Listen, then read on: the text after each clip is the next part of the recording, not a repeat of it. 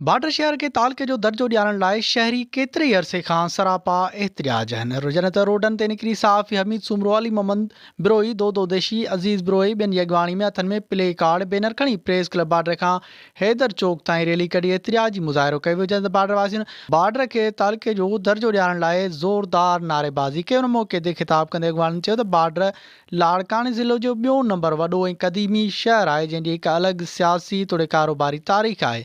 हिन शहर मां हमेशह पाकिस्तान पीपल्स पार्टी तोड़े ॿियूं सियासी पार्टियूं वोट वठी इक़्तिदार में अचण खां पोइ बॉर्डर सां माटेली माहवारो शुरू करे बॉर्डर खे नज़रअंदाज करे छॾींदो आहे। जंहिं करे केतिरनि सालनि खां बॉर्डर शहर मुकमल तौर तबाह थी चुको आहे। बॉर्डर शहर जा रोड रस्ता खंडरात खड़े रहिया आहिनि, पर हुकूमत पारां को बि क़दम न पियो खयो वञे।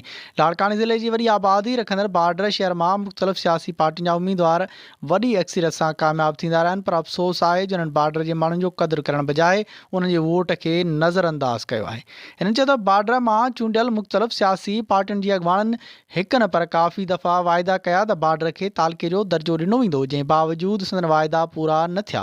हिननि Pakistan Peoples Party chairman Bilawal Bhutto Zardari, Sindh जे वॾे वज़ीर सैयद मुराद अली शाह खां मुतालबो कयो त बॉर्डर खे तालके जो दर्जो ॾेई बॉर्डर वासियुनि जी बेचैनी ख़तमु कई वञे। आख़िर अॻवाननि पंहिंजे ख़िताब में मुनाज़िम खे हिकु दफ़ो ॿीहर वरजायो त जेसि ताईं बॉर्डर तालके जो नोटिफिकेशन जारी नथो कयो वञे तेसि ताईं एहतिजाज जारी रहंदो। वधीक ख़बरुनि ऐं अपडेट्स लाइ ॾिसंदा रहो सिंध न्यूज़ वेब टीवी।